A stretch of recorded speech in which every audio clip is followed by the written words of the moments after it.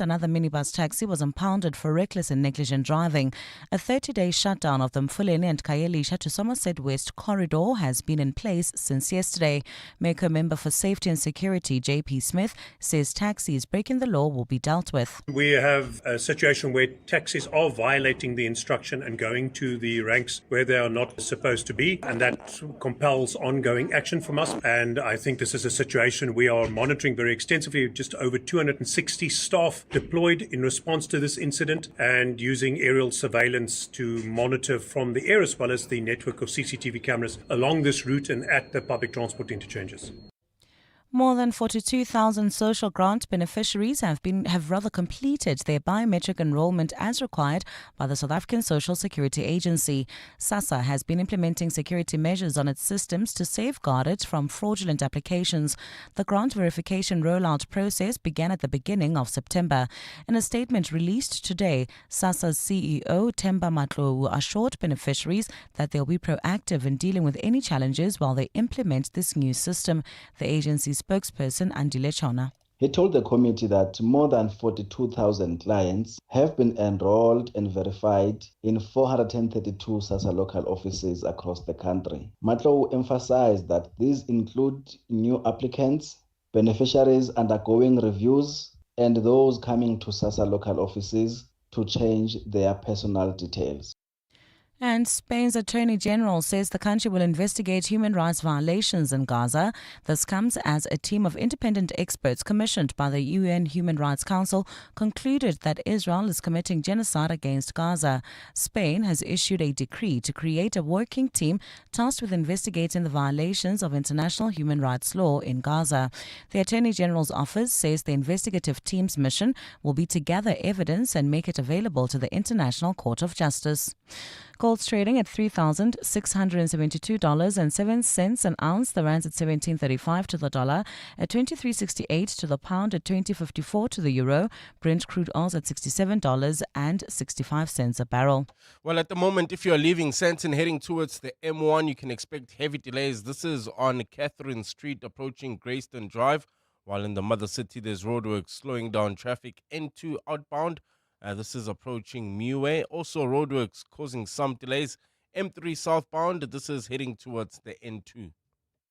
A look at your weather. It's clear skies in Gauteng this afternoon. Temperatures are peaking at highs between 27 and 28 degrees. Partly cloudy skies in Cape Town this afternoon, along with moderate southwesterly winds at a high of 19 degrees. The top story in Eyewitness News this hour. KwaZulu-Natal Police Commissioner Nhlanhla Mkhwanazi has told the Madlanga Commission of Inquiry that some of the 121 dockets taken from the Provincial Political Killings Task Team and transferred to detectives at the head office were mishandled. EWN, in touch, in tune, and independent. For the latest, visit ewn.co.za or download the EWN app. You're with Mandy Wiener on 702. Let's walk the talk. Streaming on the Prime Media Plus app. DSTV channel 856, 92.7 and 106 FM.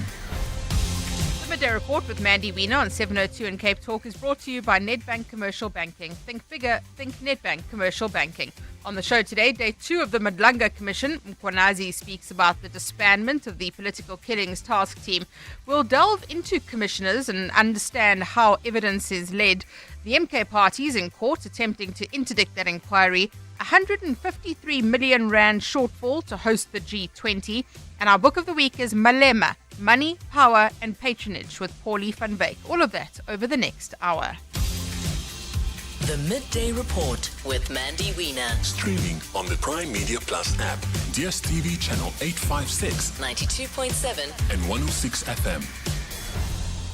Good afternoon. Welcome to the Midday Report on 702 and Cape Talk with me, Mandy Wiener. Day 2 of the Madlanga Commission currently underway. Are you watching blow by blow? You know, we have this like reality TV in South Africa. We saw the same thing with the State Capture Commission. We saw it with the Oscar Pistorius trial. Is this something you're getting into, that you're starting to watch it like a bit of a soap opera? Well, for those of you who aren't, we're going to bring you up to speed with what's happened thus far yesterday and today. today. General Mkhwanazi still on the stand. He's giving evidence about the political killings task team. He has spoken about a letter from the KZN Director of Public Prosecutions, Elaine Harrison, in which there were concerns about the disbandment of the political killings task team. Let's take a listen to what happened earlier before we tell you what's happening now. In 2026, there will be local government elections. We are aware that all elections are preceded by violent political activity. These consist of murder, attempted murder, assault, criminal injury, malicious injury to property, etc., being committed. The modus operandi differs in that it may involve members from the same political party against each other or between the different political parties. And if I may just clarify your understanding, yesterday the chair inquired from you what you meant by intra-party killings. Would it be correct? I think your response was that there are killings of each other by members of the same political party. And this is what she references when she says killings involving members of the same political party. That is correct. Thank you. So that was a bit earlier on today. Let's find out what's happening right now. Oren Singh, EWN reporter, is at the inquiry for us. Oren, good afternoon to you. Take us through where we are at the moment with General Mkhwanazi's evidence. Oh, very interesting stuff coming out at the present moment, Mandy. General Mkhwanazi has just dropped the names of 2 members of parliament, and that of Fadel Adams, a member of the National Coloured Congress, as well as DA's Diane. We're just going to try and sort out that line with Oren. I think the gremlin's getting in there. There's lots of broadcast vehicles outside at the commission. If you were listening yesterday, you would have heard that we were reporting live from there as well. So I'm sure just an issue with that line. We'll try and sort it out. In the interim, let's listen in live to Mkhwanazi and hear what he's saying. Subsequent to that, the Minister's office directed this complaint to the Office of the National Commission. This is a complaint that comes on the 1st of November. The National Commission directs the Minister's office directs this to the National Commissioner's office, and they request the National Commissioner to respond by the latest, the 4th, which is 3 days later. They must give a response into these allegations of Mr. Adams. The National Commissioner's office acted on that complaint by directing a division in the police that is responsible for dealing with complaints, which is a division inspectorate. The report from the Divisional Commissioner, Lieutenant General Jacobs, is attached and marked MK15 in this regard. This General Jacobs and the team, upon receiving this complaint, they acted upon by trying to reach out to the complainant, Mr. Adams. They were not successful in trying to get him to come and elaborate on this complaint. And they read through the complaints and the dockets that he has registered at the 2 different provinces. They could not find anything that justified his complaint to say there was an interference with the investigation.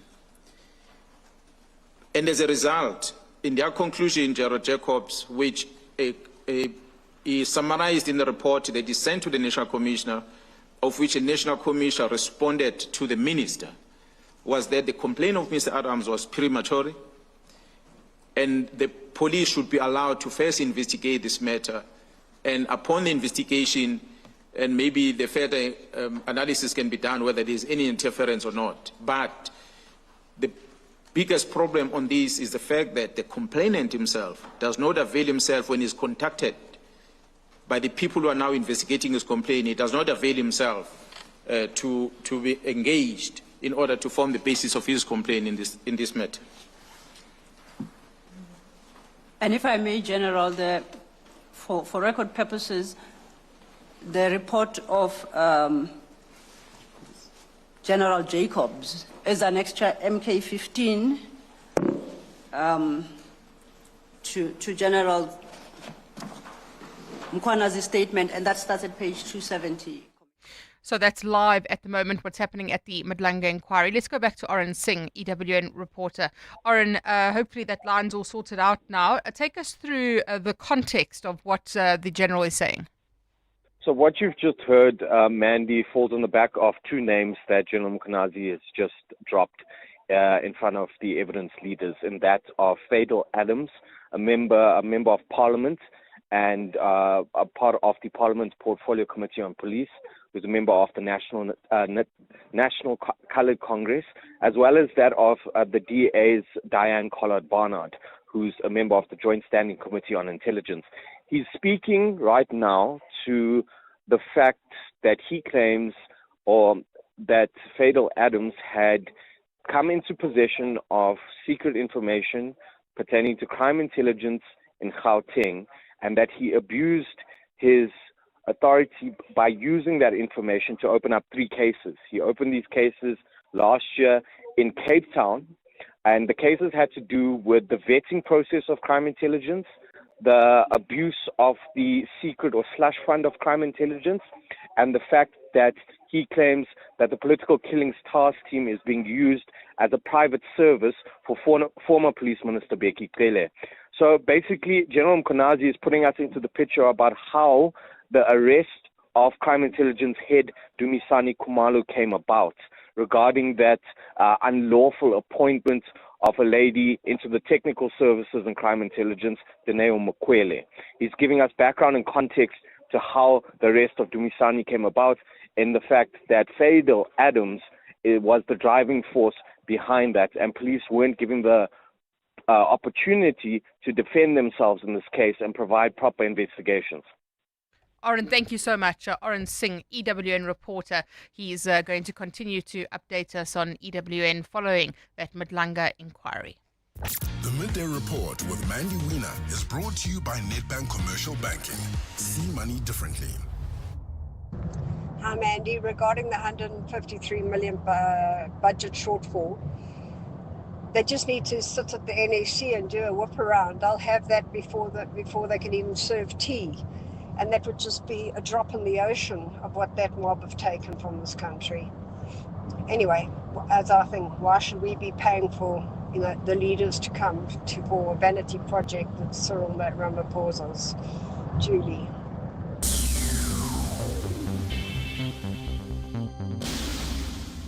Real growth needs more than just banking, and Nedbank Commercial Banking is your growth partner.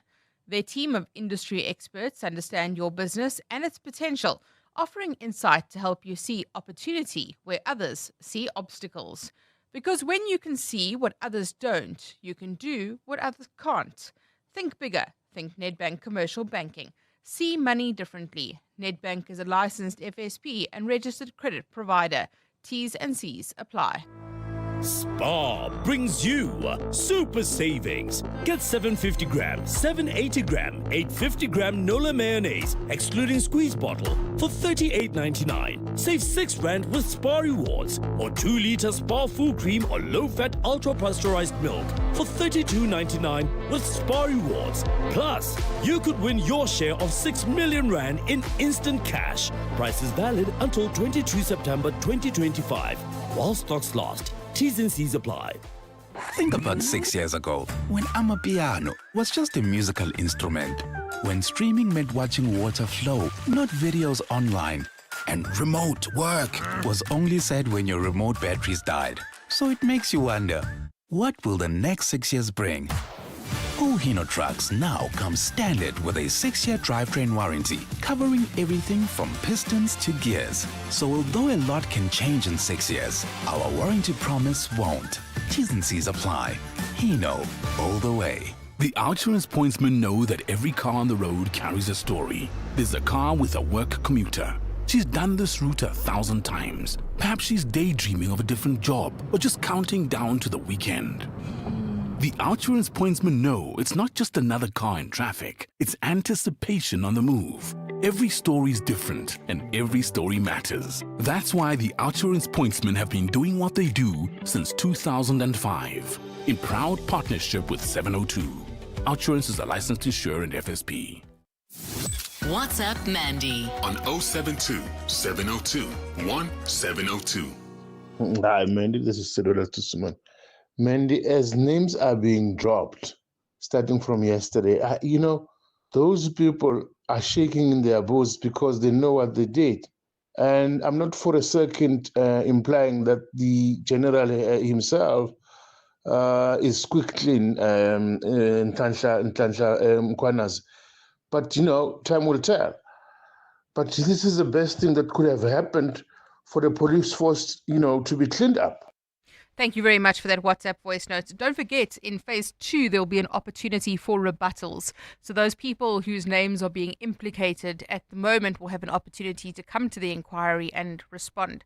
Well, let's understand more about how this inquiry or any inquiry runs. What is the role of the evidence leader? What is admissible? How does it work?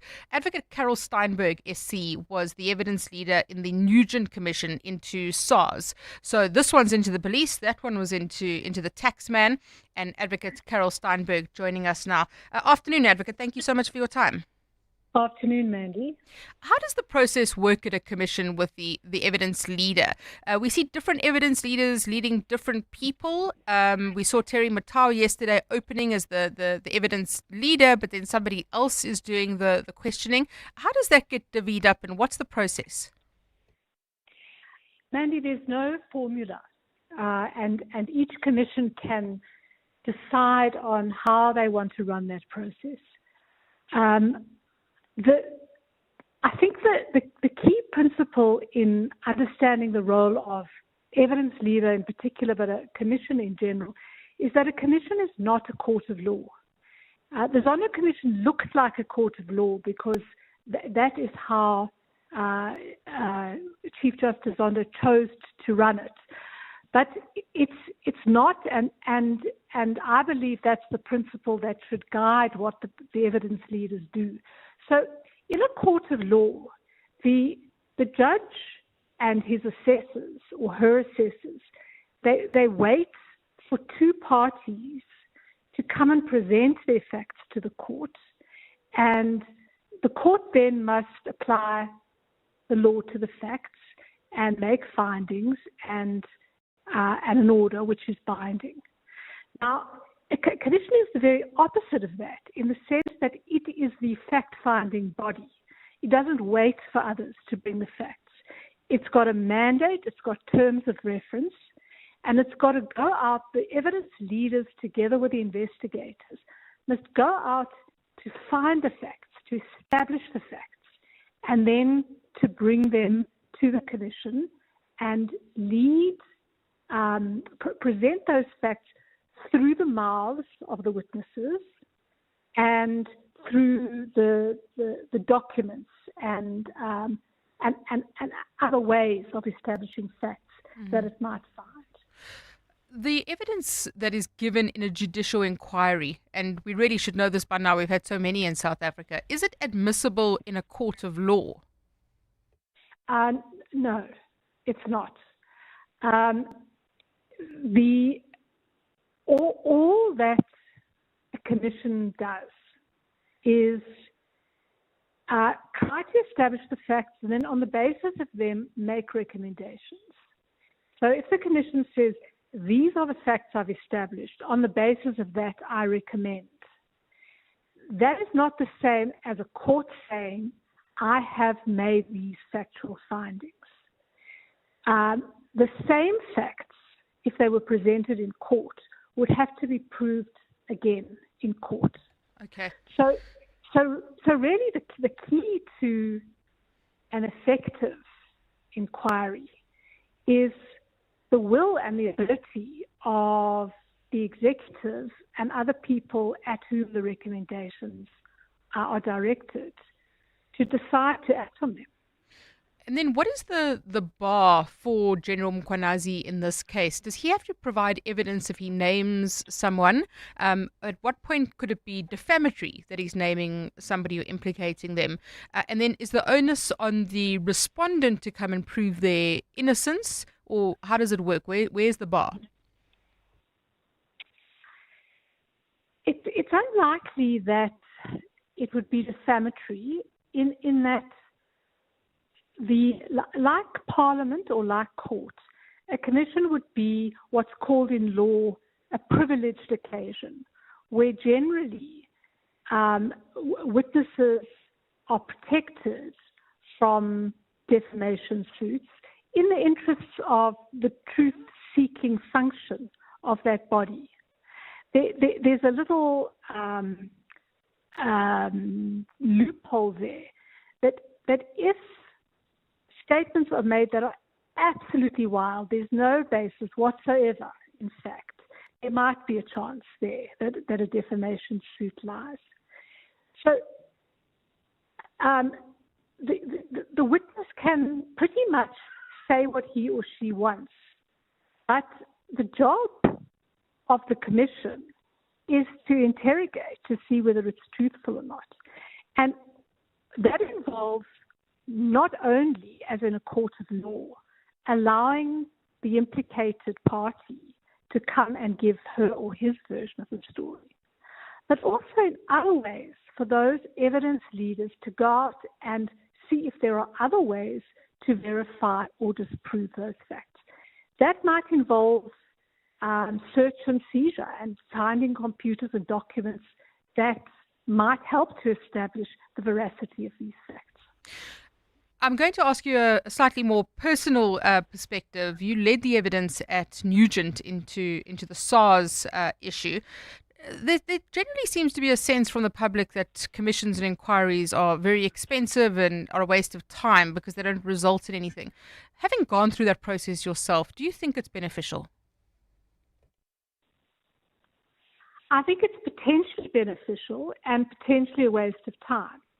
And I think if I think about why the Nugent Commission was so effective, there are a number of factors worth thinking about.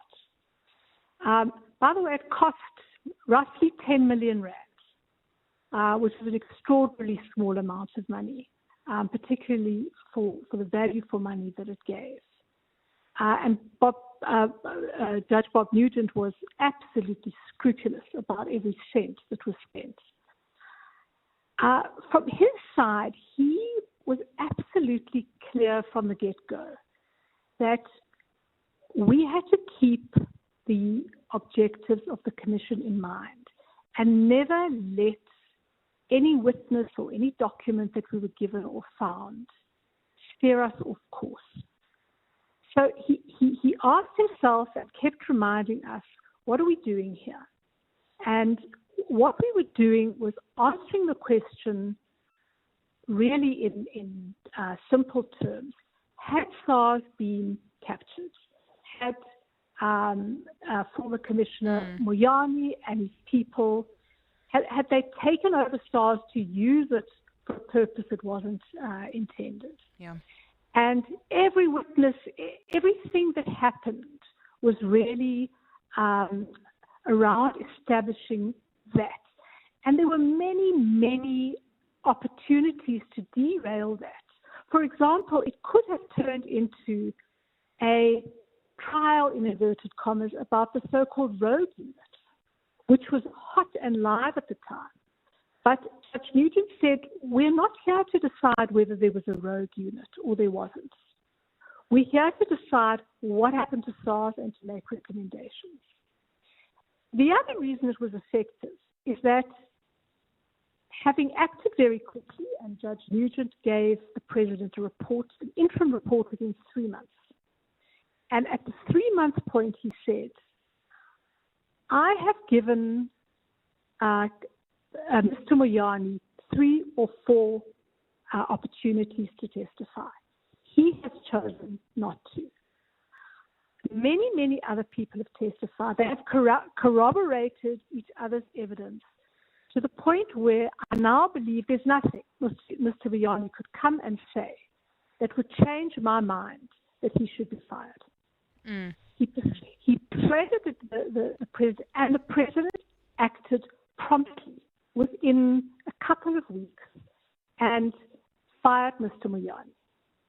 then the rest of the commission could really blossom because people were not afraid to come and testify. Advocate, I'm afraid we're out of time, but thank you so much for setting the context, explaining all of that to us. I think really valuable to listen to Advocate Carol Steinberg, SC, the evidence leader at the Nugent Commission into SARS, explaining the purpose of this commission, how it works, where the bar is for General Mkhonazi and what the commission itself has to do. 12:30, time for Eyewitness News headlines. Thanks, Mandy. Good afternoon. KwaZulu-Natal Police Commissioner Madlanga Commission has told the Madlanga Commission of Inquiry that some of the 121 dockets taken from the Provincial Political Killings Task Team and transferred to detectives at the head office were mishandled. Mkhonazi alleges 5 of those dockets were ready for arrests following prosecution-led investigations, yet no action was taken by the head office.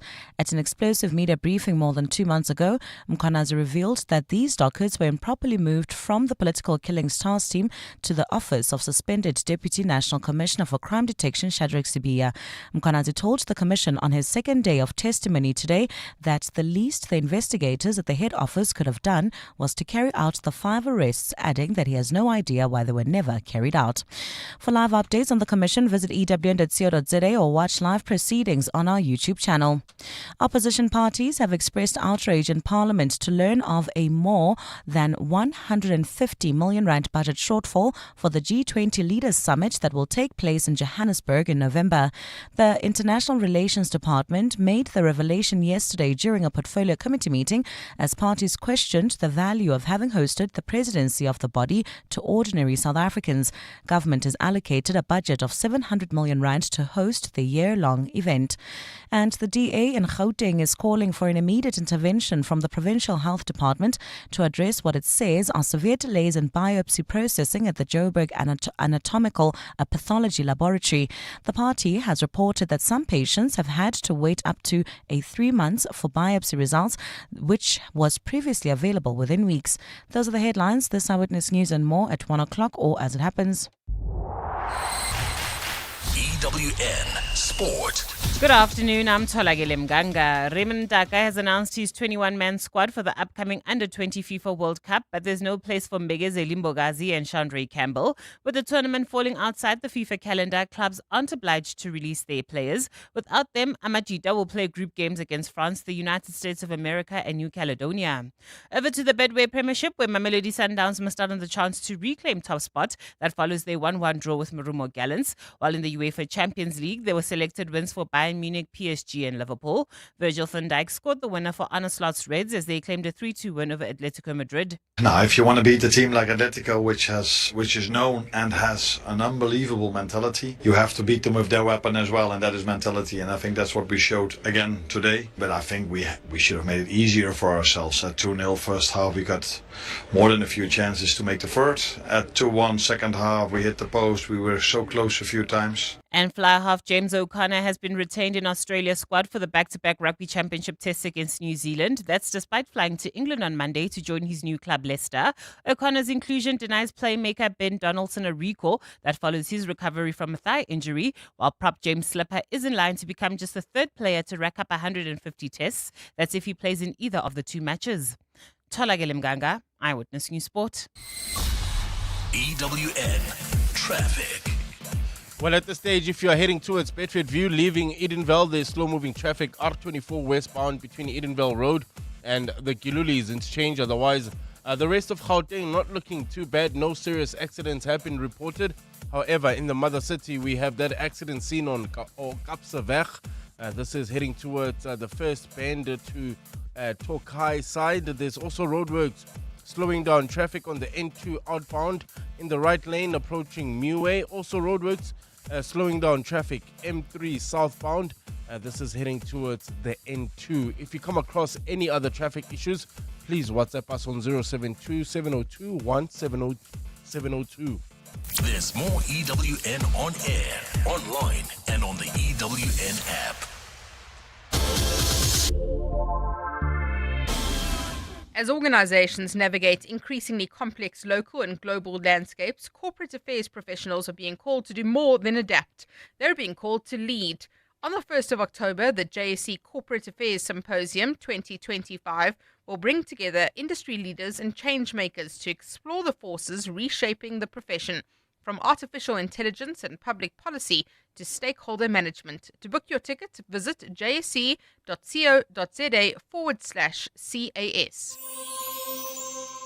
Did you know that every time you swipe your benefit card, you're contributing towards the Dis-Chem Foundation? Each time you swipe, not only are you rewarded, but a percentage of your purchase is donated to the Dis-Chem Foundation to support communities in need. All the more reason to sign up for your Dis-Chem or Dis-Chem Baby City benefit card today. Support with every swipe. The Dis-Chem Foundation, caring for the community. One festival, endless flavor, and 2 unforgettable days of timeless music. The DSTV Delicious International Food and Music Festival, powered by Lotto Star, returns on 20 and 21 September at Kyalami Grand Prix Circuit. On Saturday, the stage erupts with Don Toliver, Questa, and Nkabi Zezwe. Then on Sunday, experience the legendary Lauryn Hill, Wyclef Jean, Lyra, and more.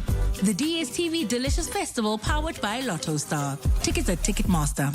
Small businesses are anything but small. They're the backbone of our communities. The dreamers, the doers. The ones who keep Mzansi moving forward. That's why 702 and Capitec Business Banking are putting them in the spotlight.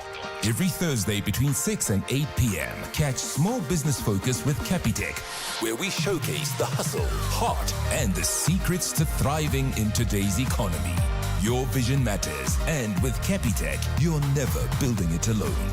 Small Business Focus with Capitec, the business bank for everyone. Thursdays between 6 and 8 p.m. on 702. Capitec Bank is an authorized FSP 46669. WhatsApp Mandy on 072 702 1702.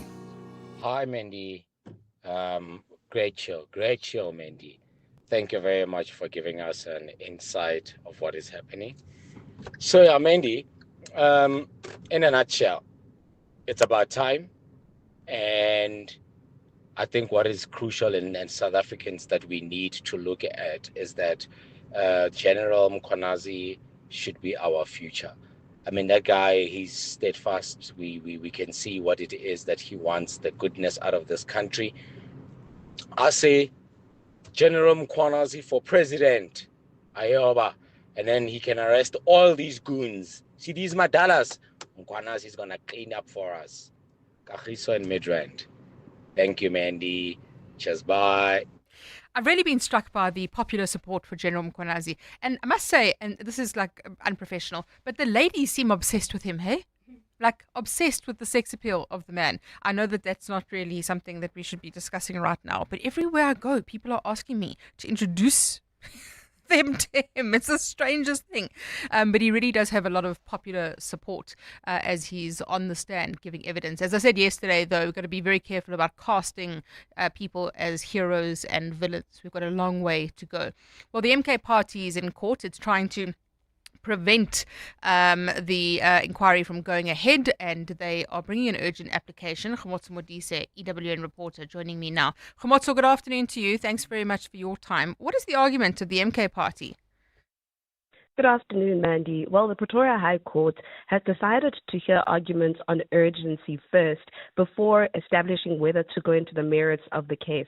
We've got a full bench here that's been hearing arguments this morning on whether or not this matter is urgent. An argument that's been made by the MK party firstly is that they've pleaded with the court not to rule in favor with the president on technicality, and they say don't do that like the Constitutional Court did. Of course, the Con Court had denied the MK party and former President Jacob Zuma direct access, and it was also on the issues around jurisdiction.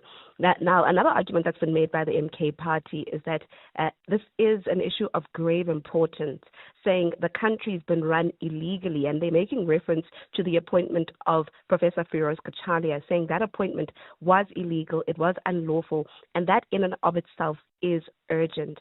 And they say that the state of affairs in the country currently are clearly pointing to the urgency of the matter. Now, that has been argued, or that has been challenged, I should say, by the lawyers for the president as well as the lawyers for Police Minister Senzo Mchunu, with Advocate Maineche representing the president, arguing that the horse has already bolted, Mandy, saying, the appointment of Kachania has already happened, the Commission of Inquiry has already happened, and there is redress in the event that the court finds that these decisions were unlawful. He says this can be ventilated in normal court and not necessarily in urgent court. So, as you said there, this application, of course, being opposed. I did ask the MK spokesperson about this week. What about the urgency in the sense that the commission has already started? Isn't there an argument that the horse has bolted? And he was saying, well, that's exactly the point. They've deliberately started it a day before this matter was supposed to be heard. So I imagine that's a point that Advocate Dali Mpofu SC is hammering. Yes, the issues of the timelines here are also really important, Mandy, because on the 31st of July, the Constitutional Court handed down its ruling denying them direct access, and they brought the application to this court on the 12th of August. Now, the argument that's been made by the lawyers for Senzo Mchunu particularly is that they waited for about 12 days to come to the Pretoria High Court. But Advocate Dali Mpofu says they wrote to the president and asked him 15 questions in a letter, and the president, he says, gave them the middle finger. And so he says, it's clear that they had been working and trying to get to a point where the matter doesn't make it to court. But yes, the president's lawyers were saying, it's clear that this has already started. Advocate Maineche, Mandy, even said that even if the court does feel that some of the decisions that were made by the president may have been unlawful, the court can still rule that the Commission of Inquiry should continue. And so the court now will have to consider the issue of urgency, and they'll be doing that for the next hour and a half. And at 2 o'clock, we're expecting a judgment on the urgency matter. Khamotso, thank you very much. Khamotso Modise, EWN reporter in court there where MK is challenging that commission from going ahead. The Midday Report with Mandy Wiener on 702 and Cape Talk is brought to you by Nedbank Commercial Banking. See money differently. The Outsurance pointsmen know that every car on the road carries a story. There's a car with a couple stealing glances at each other. In a week, their lives will change forever as they exchange their I-do's. The Outsurance pointsmen know it's not just a car in traffic, it's a love story on the move. Every story's different and every story matters. That's why the Outsurance pointsmen have been doing what they do since 2005 in proud partnership with 702.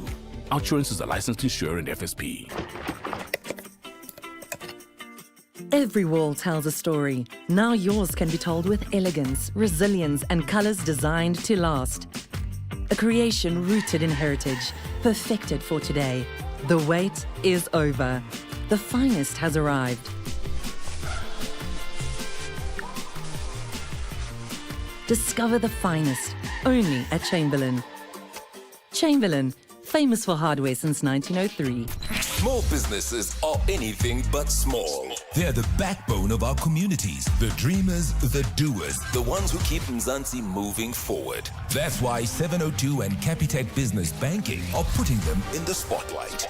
Every Thursday between 6 and 8 p.m., catch Small Business Focus with Capitec, where we showcase the hustle, heart, and the secrets to thriving in today's economy. Your vision matters, and with Capitec, you're never building it alone. Small Business Focus with Capitec, the business bank for everyone. Thursdays between 6 and 8 p.m. on 702. Capitec Bank is an authorized FSP 46669. And now, it's back to Mandy Wiener on the Midday Report. This is 702. Let's walk the talk. 12:44 on the Midday Report. So you've heard a lot about the G20 and the fact that the Leaders Summit is taking place in South Africa. That's in November. There are various other summits, the B20, the M20, all of that. So very interesting news coming out of Parliament. The Parliamentary Portfolio Committee on International Relations and Cooperation yesterday, the Department of International Relations briefing the Parliamentary Committee saying that there is a $153 R153 million rand funding shortfall to host the G20 Leaders Summit. The department says that engagements with the National Treasury are underway for more funding. So where are we going to find the money to host the G20? Well, a number of opposition MPs are very concerned about this. One of those is Ngobile Mhlongo, Head of International Relations for the EFF, who joins us now. Ngobile, good afternoon to you. Thank you for your time. What worries you most about this shortfall? Good afternoon to you, Mandy, and the listeners of 702. What worries us, Mandy, is that just a few months ago in June, when we're dealing with the appropriation bill, where there's allocation of departmental budget for each budget, when it was time to vote for budget vote number 6 for international relations and cooperation, the department did not indicate to us that the 191 million that they allocated in the budget will not be enough to host the activities of the G20 Leaders Summit in November. Now, hardly 3 months later, they come to the committee yesterday. They then indicate there's a 153 million budget shortfall. So we think these are just gimmicks. The department is playing hide and seek instead of the department coming out and being open with us when we're dealing with appropriation bill to indicate to us that they will need 344 million. They decided to hide that factor, and they were even priding themselves that the money they're spending for G20 summit is less than 200 million. Now, we are where we are. Now they're looking for National Treasury to assist them.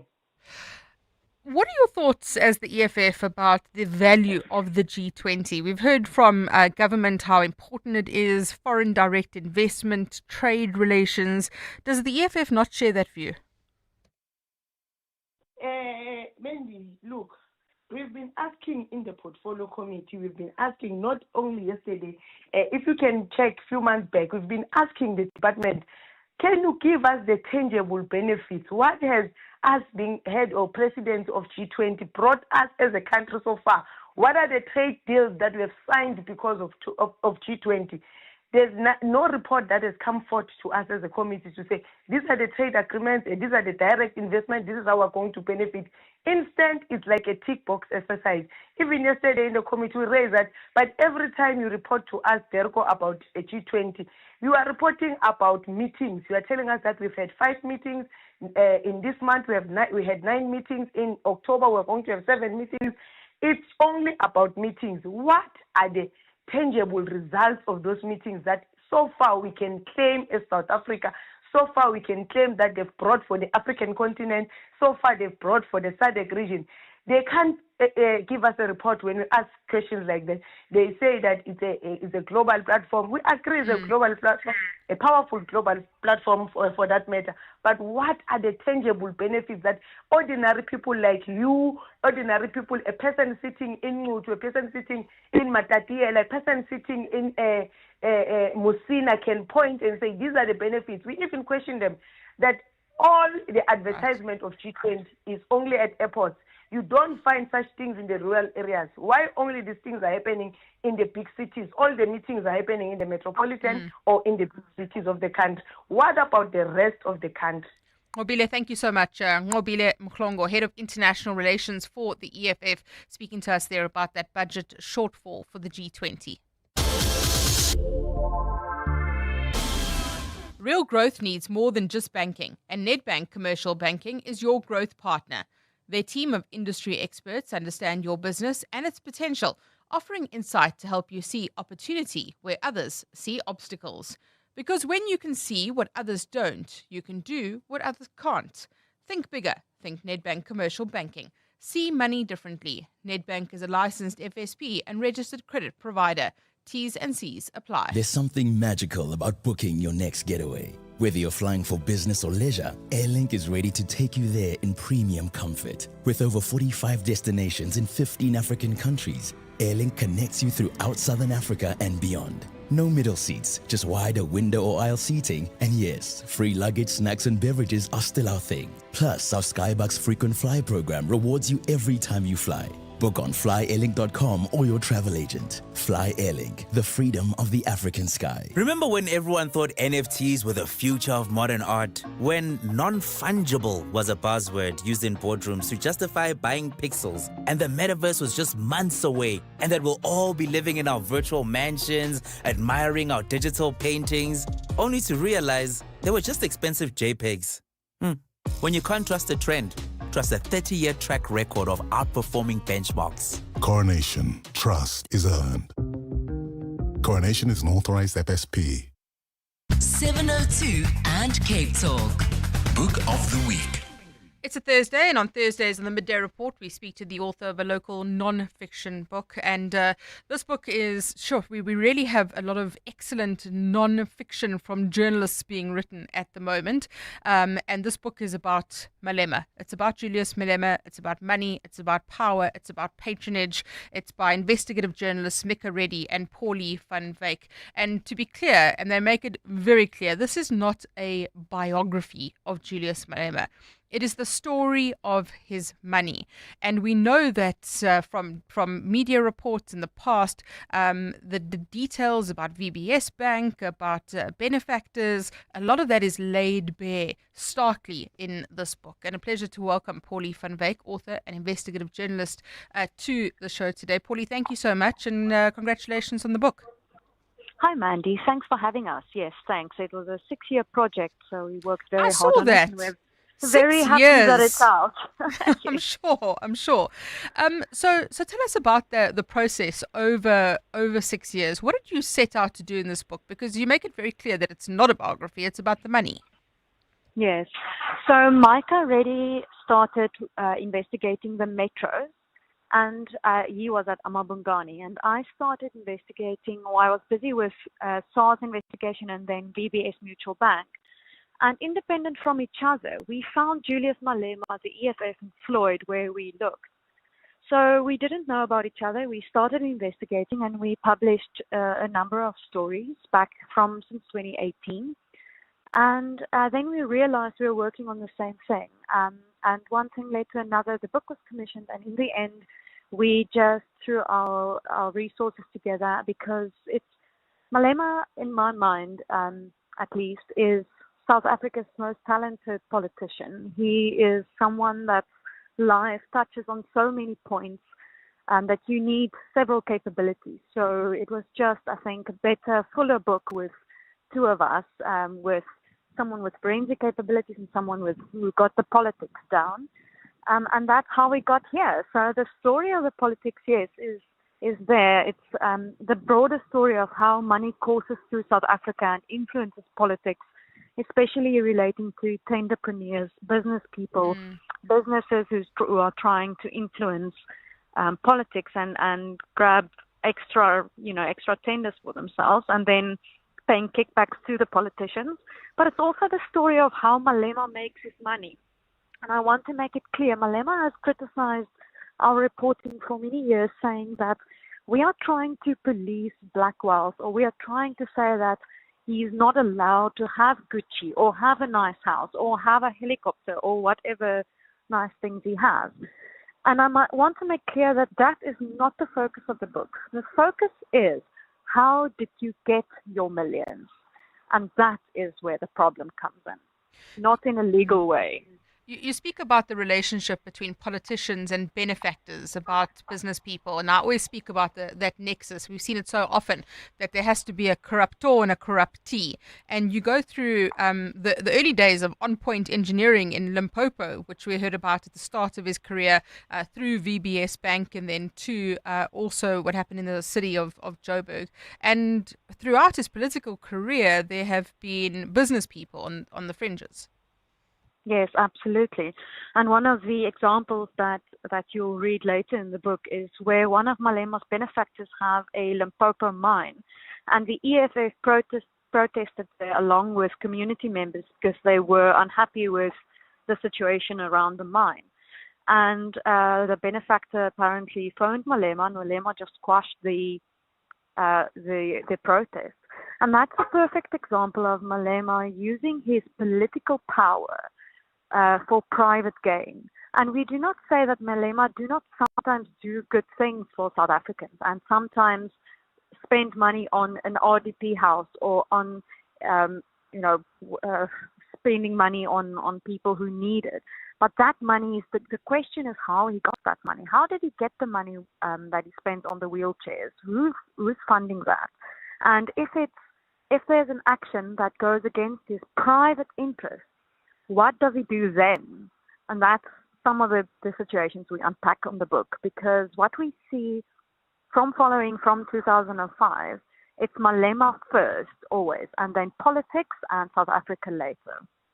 You also write, or Micah, and you both also write about the city of Joburg and this alliance between Action SA and the EFF. Herman Mashaba taking issue with some of that. What was the intention there in terms of showing that relationship and how it impacted on the running of the city of Joburg? Yes, that's Micah's part of the book, the fleet and fuel tenders. So what happened there was that Herman Mashaba was the DA mayor. So it was Action SA wasn't involved. It was the DA mayor, Herman Mashaba. And there was the DA decided to work with the EFF. But in the meantime, and I don't want to give too much away from the book, but in the meantime, Herman was lobbied to allow an EFF person to work in a very key position. And when that was allowed, with Herman's blessing, the key person then went on to influence tenders that assisted the EFF and Julius. So the issue there is that with the help, unwittingly or knowingly, of other politicians who sometimes do deals for political expediency or who just tend to look the other way and wear blinkers, people like Malema and corruption in general in South Africa will flourish. You also make the point that Malema finds himself in a difficult space currently politically. He still does have tax woes that continue to dog him. But overall, he's very much a survivor and he's not going to quietly disappear. Why is this book important for you going forward in terms of Julius Malema's continuing to play a role politically in this country? Yeah, you summarize it well. Julius, I think personally, I would never write him off. He's a survivor. He always reinvents himself. And personally, it would be very interesting to me to see what he will do in the next 5 to 10 years. Will he be able to reinvent himself, or will he be stuck in the gilded cage that he created? Because at the moment, you'll find it difficult to stop his flip-flopping ways. And we saw that with a fight with Floyd over the presidency at the EFF. He needs to hold on to that presidential seat at the EFF, to hold on to power, to create more money. Now, you'll see in the book we say that just his asset base, his property assets, are worth at the moment around 40 million, much more than 40 million, with all the renovations initiated at them. So to keep all of that intact and to go on with to continue to make money, Julius needs the power. So it'll be interesting to see what he does with his career going forward and how he manages it. But the power of the book, I think, to me, is for the first time, and with the benefit of hindsight, someone tells the story of Julius in one long narrative, and what we see is a modus operandi that's not changing. He's just getting smarter in the way he does things, but he's remaining the same. He's gaining more money with being corrupt and making alliances with private entrepreneurs, and then looking after himself first, and then the EFF second. But ultimately, he has not been convicted of corruption. And you speak about the NPA and its cases against him and why those have floundered. Yes, absolutely. So we have letters between the NPA and AfriForum to show exactly what their argument, their reasoning is. And it's astounding. And it's a little bit long argument to make on radio, so I won't go there. But we have to remind ourselves that the NPA took Schalkro and then claimed, and they have a court order saying that Schalkro, one of Malema's farms at the time in 2012, was bought with the proceeds of crime. Now, scale curl is just a small strand of the bigger on-point scheme. Now, if you have scale curl being the proceeds of crime, why are you not reinitiating the racketeering, corruption, fraud, bribery charges that you had in the on-point case? The VBS case, same thing. There's potential bribery, corruption, and money laundering case to be made there. The same thing with the fleet and the fuel tenders in the metros. There's potential for corruption, bribery, fraud, and money laundering charges there. And if we think that Malema is not aware of what he is doing, we look at the modus operandi and we realize that he's hiding, he's getting smart, he's hiding what he's doing with money laundering. And that shows intent. It shows that he knows exactly what he's doing is wrong. Paulie, thank you very much. Paulie van Wyk is an author, forensic investigator as well. The book is called Malema, Money, Power, Patronage by Micah Reddy and Paulie van Wyk. The Midday Report. Thank you very much for joining us. Keep watching the Mkwanazi inquiry on our YouTube feed on EWN as well, and we'll keep updating you on radio. The Midday Report with Mandy Wiener on 702 and Cape Talk is brought to you by Nedbank Commercial Banking. Think bigger, think Nedbank Commercial Banking. This is EWN. Disbandment of KZN Political Killings Task Team raised concerns from NPA head, and state witness reveals details behind the alleged motive for the Lusikisiki massacre.